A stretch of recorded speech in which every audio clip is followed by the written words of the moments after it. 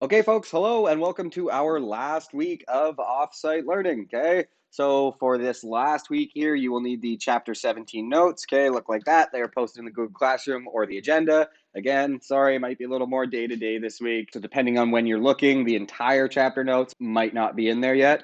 Apologies for that. With that said, let's move into the last chapter of Physics 30, chapter 17. Okay, so what is chapter 17 all about? Well, it's about the fact that the model we have for matter is currently still under construction, as all science is, and taking a little bit of a deeper look at not only the modern model of matter that we use, but also how we got there. Okay, so we've explored the path to the modern model of the atom, though truthfully, even some stuff has been left out there. We'll see that at the end of this chapter.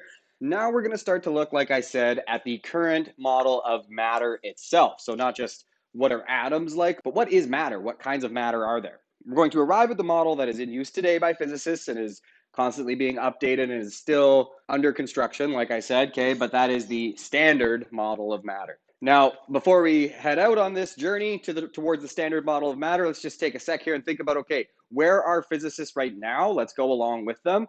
So in the early 20th century, where we more or less are, we've gone a little bit past it, but that's kind of been the story every chapter. We go a little bit past and then we come back and look at a different thing, okay? But as of where we are starting this chapter, physicists are aware of three fundamental particles, okay?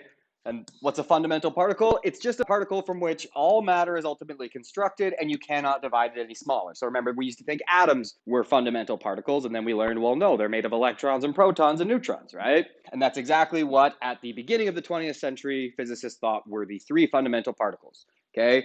For sure, they were the only ones we knew about. Many said, we're done, that's it. Those are the only fundamental particles, okay? But as they were about to see, there were some new interactions and related particles to those interactions that led us to realize, okay, we got to reconsider here. So we'll start off with just looking at a method for detecting and measuring these subatomic, which is smaller than an atom, particles, okay? And a note, you don't need to really distinguish between these two technologies. You just need to know that they were used to detect particles. And if you're given a picture of their observations, you need to know what you're looking at more or less. But in terms of cloud versus bubble, not a big deal. In fact, often the question won't even say which one you're looking at. So cloud chamber, basically just a device that tracks charged particles using condensed gas vapors. How does it work? Well, you get air super saturated with vapor. What's super saturated? Well, saturated means it's holding all the vapor that it can. Super saturated means it's holding more vapor than it can, which sounds weird at first, and it is. You kind of get there with some trickery, with playing with pressures and temperatures until you get it to a point where it's technically, there's more vapor dissolved in the air than should be able to fit at that temperature and pressure. And that ends up meaning that it's a very, very delicate balance. The vapor is being held, it's actually out of balance with the air. You're kind of holding it in this unstable state. And even the slightest disturbance will cause that vapor to condense back into a liquid, right? Which is just what making a cloud is, hence the name cloud chamber. Clouds in the sky are just water vapor that is condensed. So if a charged particle goes through this vapor, it has enough energy. Well, it's charged, so it's going to rip electrons out of molecules and atoms nearby or even collide. And that is definitely a disturbance. That will trigger condensation. So what do you see? Well, wherever the particle went, there's a trail of condensed vapor, a cloud, behind the particle. So you can basically see the path it took by looking at where this cloud is, hence the name cloud chamber. A bubble chamber, same exact thing, basically, except the exact opposite. So instead of going from vapor to liquid, you go from liquid to vapor. How do you do that? Well, you get liquids just below their boiling point. And this is not like water. This would be like hydrogen gas. So you put it under a very, very high pressure and or low temperature, and that allows hydrogen gas to exist as a liquid. But you do it just below its boiling point at that pressure. And then when the charged particles go through and they ionize the molecules of hydrogen, it boils, right? That's the extra energy needed to just take it over the boiling point and make it boil. And that leaves a trail of bubbles, boiling bubbles behind the particle, right? You're making a gas now, so there's going to be little bubbles. End result, the exact same. You can view the path of charged particles if they have enough energy to ionize, okay? So both rely on ionization. Only high energy charged particles will ionize gases or liquids continuously as it travels through, okay? So neutral particles, for example, neutrons, they can't leave a trail. They are not charged, at least not the neutrons themselves. They might cause an event that leads to other charged particles being released, but neutrons will not leave a trail, okay? Now, waves, those are neither charged nor particles. Yes, they can ionize one atom, but that's not what needs to happen here. It needs to continuously ionize every molecule that it passes by ripping off electrons, right? And so, yes, photoelectric effect, waves can come in, collide, and make one other charged particle, but then that charged particle goes and does its thing. It's not the wave that you're now seeing its path travel. So what's the moral of the story there? Well, it's just that a big drawback of cloud and bubble chambers is that all you can actually see in them is charged particles. You will never be able to see a wave. You will never be able to see a neutral particle. They just don't ionize all the molecules as they go by. Yes, they're both capable of having enough energy to ionize one atom, but then that's it. They're done. They're absorbed. They're not going to continue and leave a trail of ionization behind them. Okay, both rely on magnetic or electric fields, but to be honest, you'll almost always see magnetic fields, okay, to produce paths that can be used to determine the charge to mass ratio and therefore identify the particle, right? If you know the charge to mass ratio, you can usually figure out what particle it is. And so what does it look like? Well, these are real pictures of observations made in cloud and or bubble chambers. Look familiar? It should look pretty familiar, right? We have particles coming in and then entering, for the most part, what looks like circular motion. However, there is something kind of different about this circular motion than what you've seen before. So it asks here, what's different? Now, when we've drawn diagrams of charged particles in external magnetic fields and had them enter circular motion, it was just that. It was circular motion, right? They weren't spiraling inward like this. Notice how none of them are actually just holding a circle. They're kind of spiraling. Why would that be? Why would they be spiraling like this? Well, remember, whenever we've drawn our diagrams of that circular motion in a magnetic field, we've been acting like it was a vacuum. We've been ignoring the effects of little collisions that that particle might be going through in the air, or in this case, even worse, in vapor, right? Or a liquid. And so what's happening is, yes, you have something entering circular motion, but it's constantly kind of colliding and hitting other vapor or liquid molecules, and therefore it's losing a bit of kinetic energy. It's slowing down a bit, right? And so what happens is collision, collision, collision, collision, collision, collision, collision, collision keeps losing and losing energy, and that's why, right? And as the speed slows down, we know the radius of the circle will get smaller.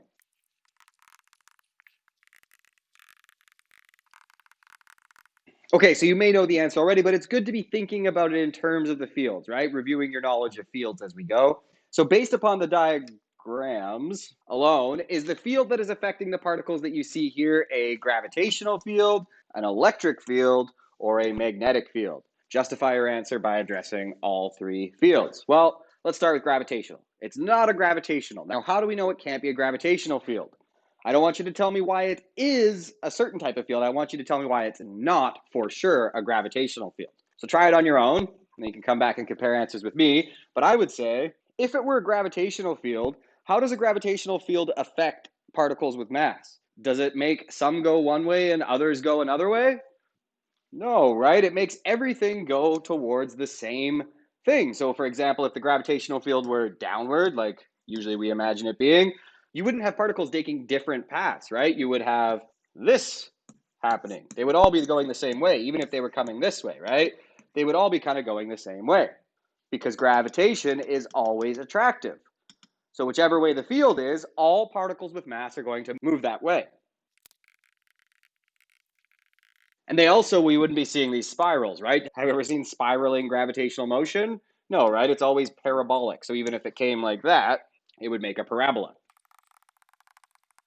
Okay, let's move on to electric field. Could this be an electric field? Well, an electric field can cause particles to move in opposite directions, right? It would make a positive and a negative particle do the opposite thing. So that can account for the fact that we see different directions happening here or here. What it cannot account for, though, is the shape of the path. Let's say the electric field was this way. Well, then what the heck is this particle doing? Why is it at first going towards it and then suddenly going away from it and then spiraling in, right? That doesn't make sense. If there was an electric field this way, and this would then be a positive particle if it was following it, right? It would just go like that. At all times, it would be feeling a force this way.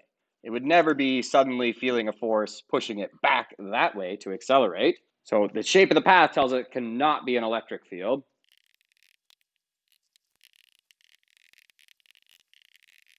Which, yes, by process of elimination leaves the magnetic field and the one you've probably been thinking about from the beginning, but that's not the point, right? The point is not to memorize, oh, magnetic fields make circular motion. It's to think about why, yeah, only a magnetic field can make circular motion, right? And again, that is because of our If you take out your hand rule, right, we don't know what the charges of these particles are, so it doesn't matter. Pick right or left. We also don't know which direction the magnetic field is here, so I mean, it doesn't really matter. Pick one, and then you can imagine, oh, okay, I see that if your thumb is the motion of the charged particle, and you decide to put it that way, right, and you decide to put your fingers out of the page, and let's just say that was your left hand, so this is your palm, okay, well, then your magnetic force pushes in there, but then when you get over here, thumb's going that way, now your palm is pushing this way, right? And then this way, and then this way, and okay, there we go. So it must be a magnetic field. That's the only thing whose force can act in multiple axes to end up inducing that circular motion.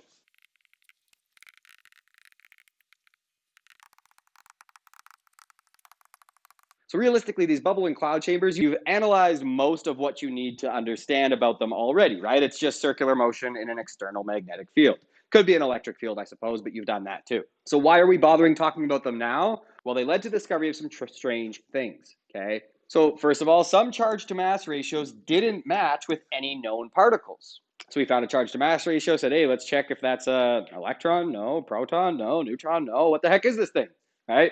Now, maybe even weirder, some matched known particles in magnitude, okay, so the charge to mass ratio was right, but the paths were in the opposite direction as anticipated for those particles. So for example, you said, okay, charge to mass ratio works out, this looks like an electron. And so then you went back and used your left hand rule because you were thinking it was an electron, and you realized, oh my goodness, it's curling the other way. It has the same charge and mass as an electron, but it's positive, okay? Some paths seem to suddenly appear, right? And some seem to suddenly disappear. So that's strange because remember, a charged particle should produce a trail in a cloud or bubble chamber. So if there's a trail there, why wasn't there always a trail as it was traveling through? And if it's disappearing, where did that charged particle go?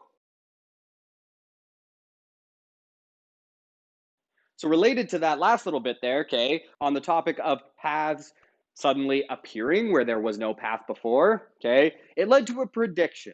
And that prediction was pair production. So that is the appearance of a pair of particles from what used to be a photon. Might sound strange, but remember, E equals mc squared. So energy can become mass. Hey, a photon can become a particle. Now, again, this is just a prediction, so let's just do what physicists do. Let's look at the data and think about how they reached this prediction. Because remember, that's what science is. You got data. Now see if you can come up with a way to explain it, and then go make another experiment to go test if your explanation holds up. So here's some data that we were forced to interpret, right? The image below was taken using a bubble chamber placed in a magnetic field out of the page. Each track has an initial radius of 8.55 millimeters, and the particles creating the tracks were known to have a speed of 0.0240 c. Okay, so notice that the two particle paths seem to either split from where there was initially no path. So using a sketch, explain what you think is happening here. Okay, so just on a quick side note, yes, they could be splitting from where there was no path, but you don't know for sure that there wasn't a path where they spiraled outwards and then finally there was no path instead of initially there was no path, right? Now, again, thinking like physicists do, that is, we can't rule it out from our observations here, but it is the stranger conclusion, right? It's not where we would jump. Why? Because that would mean these things would have to be gaining energy somehow, right? So, of course, the more logical explanation would be that no particle initially and then suddenly two particles. Otherwise, they'd have to be gaining energy and spiraling out. Okay, so we'll go with that one, as that is what's happening here. Spoiler. Okay, so essentially, what do we have? Well, based on our observations, we have something that is not causing any path to be created. So what doesn't make a path in a cloud or bubble chamber? Either a neutral particle or a photon, right? Then something happens. We don't know what, but something happens. And then it appears that whatever used to be some neutral particle or some photon here that wasn't leaving a path in the cloud or bubble chamber suddenly is leaving not only one path, but two paths in the bubble chamber, right? And they curl away from each other with roughly the same radius, but in the opposite directions, right? So you have something go like this, and you have something go like this. Now, what leaves trails in a cloud or bubble chamber? Only charged particles. So we've created two charged particles here, somehow. Okay, so what can be said about the charge of each particle? Okay, so let's take a look. So the magnetic field here is out of the page, okay? So if you take your right hand rule and point your fingers out of the page and point your thumb this way, the way the particles appear to be traveling, again, we're not entirely sure, but seems that way, okay, then you will notice that that would work to explain the motion of this one, right? And then to explain the motion of this one, if you point your fingers out of the page and point your thumb this way, then your palm is pointed this way. And so this one's motion can be explained by the left-hand rule, which means our blue charged particle here must be negatively charged, and our purple one must be positively charged. On a more basic level, though, the fact that they're going in opposite directions tells us that they must have opposite charges. Okay, now let's actually do what these chambers are for and find the charge to mass ratio so we can figure out what they are. Nothing really new here, folks, okay? What kind of motion is this? Circular motion. What's causing it?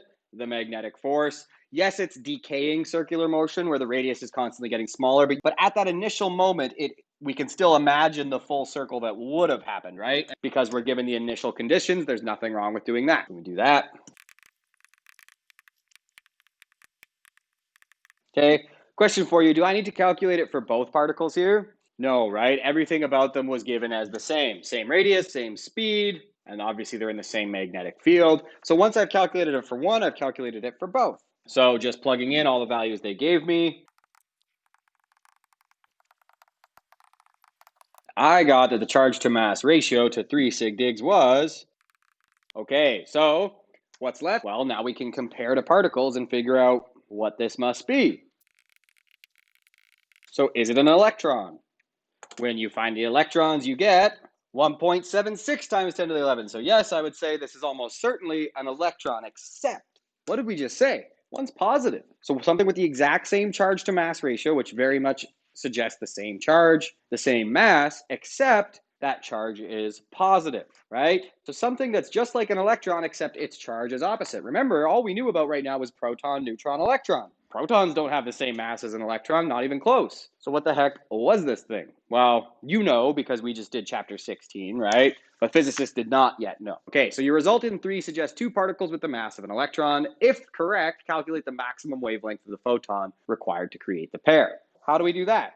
So where did the particles come from? They came from the photon, right? The energy in the photon was converted to mass by, right? Where the change in energy is all of the energy that disappeared when the photon disappeared, and the change in mass is all the mass that appeared when these 2 particles appeared. So the change in mass is just the 2 times the mass of an electron, because we're saying that whatever these 2 particles are, they both have the same mass as an electron. Okay, let's try to do this with one equation here. So we could just now plug that in, get the change in energy, okay, very good, but we want the wavelength. So now how can we relate the energy of the photon that has completely disappeared to whatever its wavelength was? Well, all of its energy disappeared. So if we find all of its energy before, we can find its wavelength before by this, or at least its maximum, right? It could have had a longer wavelength. And then that extra leftover energy would go into the kinetic energy of these particles. But it said maximum wavelength. So in other words, lowest energy possible to just make the pairs and do nothing else. And then look at that. C's, well, one C cancels. And then if we do a switcheroo here, we get, which means all that's left to do is sub in. And I got 1.21 times 10 to the negative 12 meters. So what type of EMR is this? Gamma, right? Times 10 to the negative 12. As soon as you hit pico, that's gamma. Question for you, is it possible for X-rays to do this? To do this exact type of pair production? No, right? Because we already said that the 2 particles created, we're not even going to give them any leftover kinetic energy. We're literally just seeing how much energy it takes just to make the particles and then have them sit completely still, right?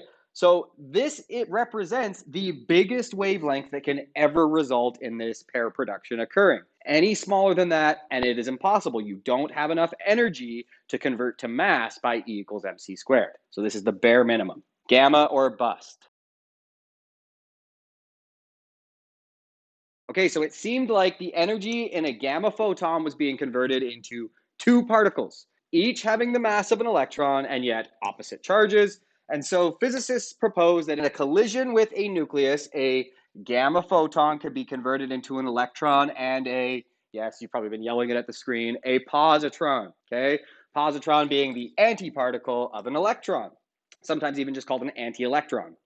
Or as we called it in chapter 16, the beta positive particle, right? You might be saying, why is this coming up now like it's some mysterious thing if we already saw it? Well, I just told you to accept it, right?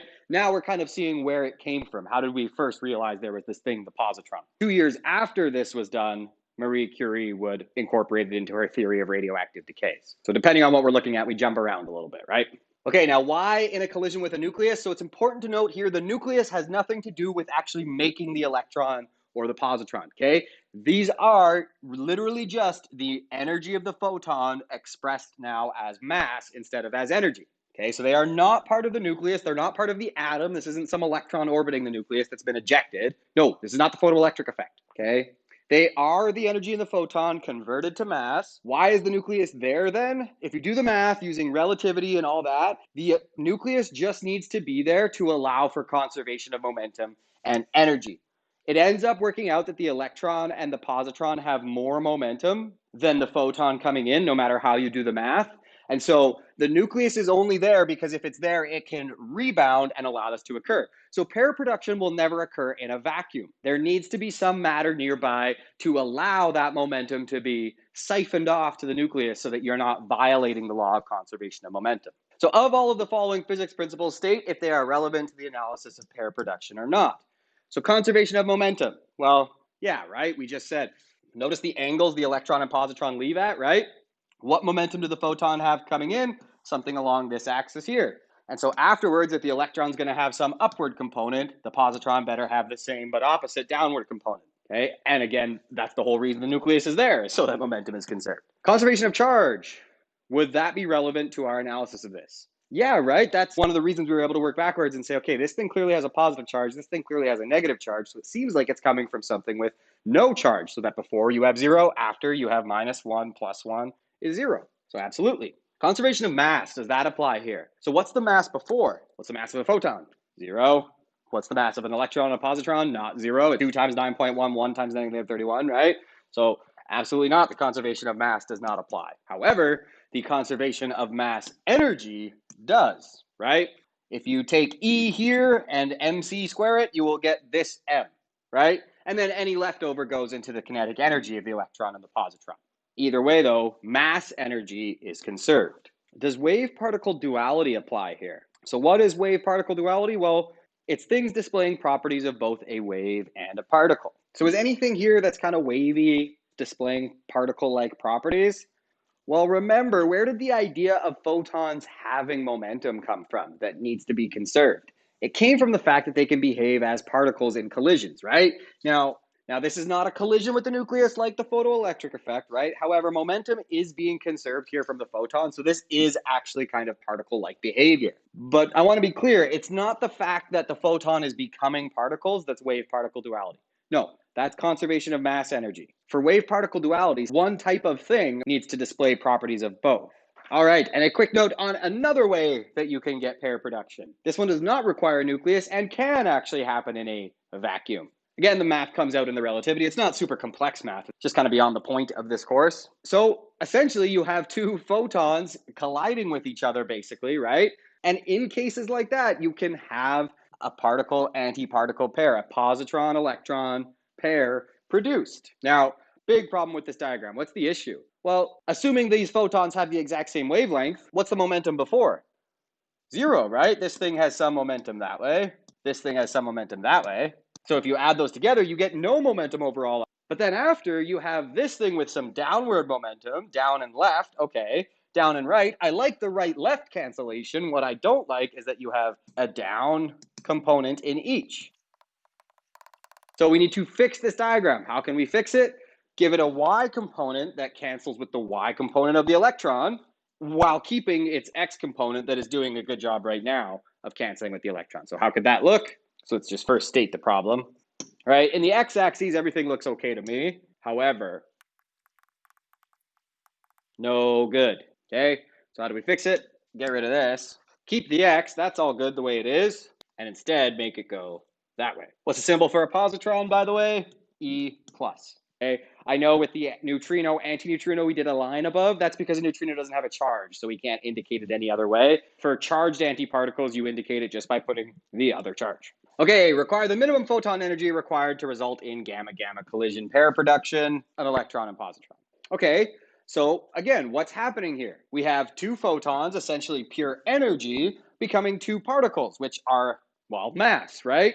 So what's the minimum amount of energy they have to just make the electron and positron and not even have the electron and positron have any kinetic energy? Well, what's the change in energy here? Both of the photons giving their energy up. What's the change in mass?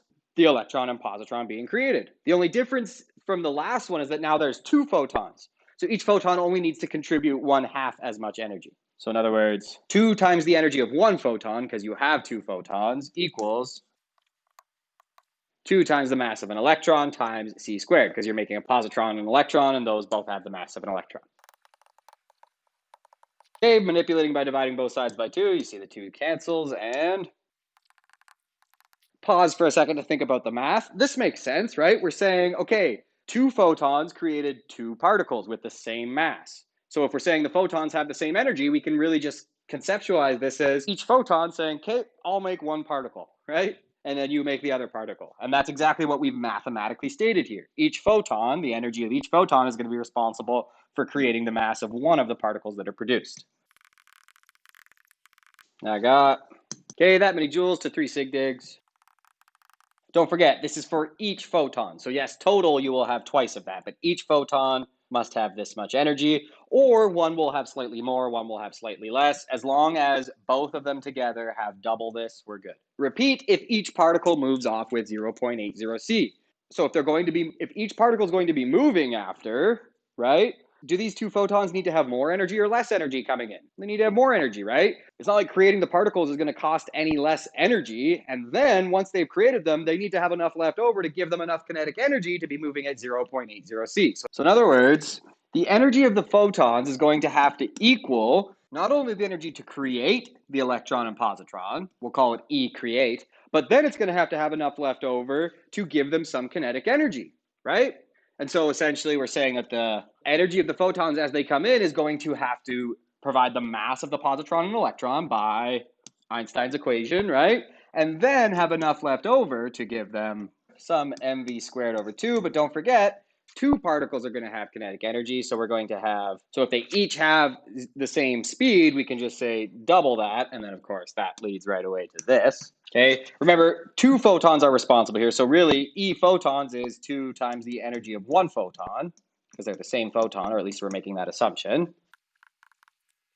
Now let's just go ahead and say what change in M and V are. The change in M comes from the creation of 2 things, each with the mass of an electron. And then if we just want to find the energy of 1 photon, divide everything on this side by 2.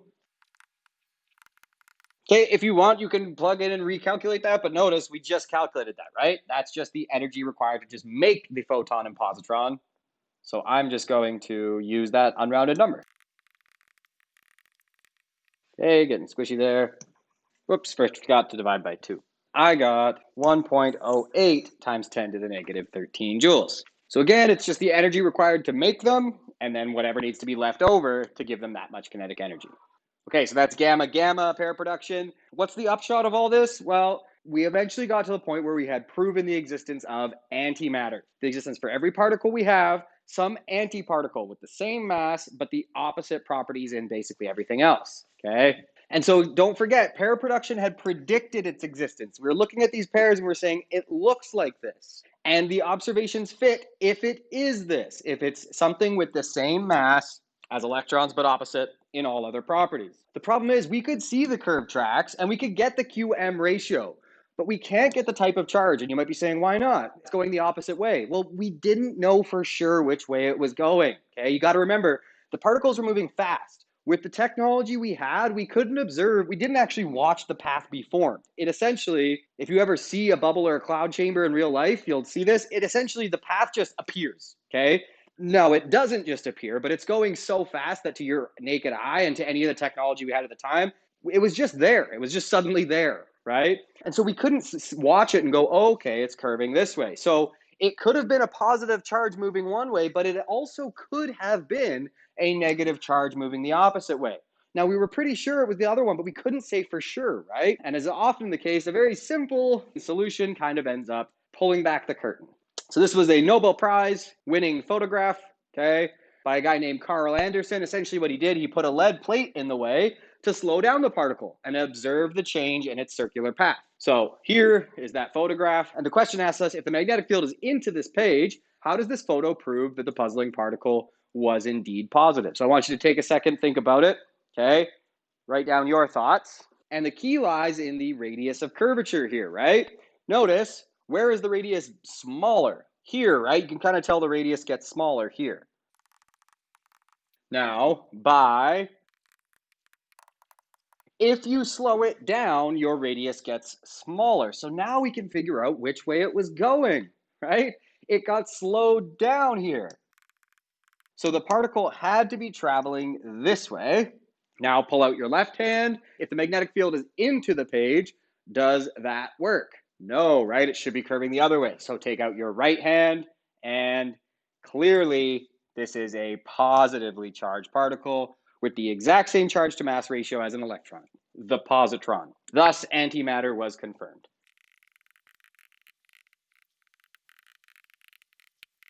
Okay, that wraps up topic 1. If you're looking for practice with this stuff, try the topic 1 practice in the agenda or the Google Classroom.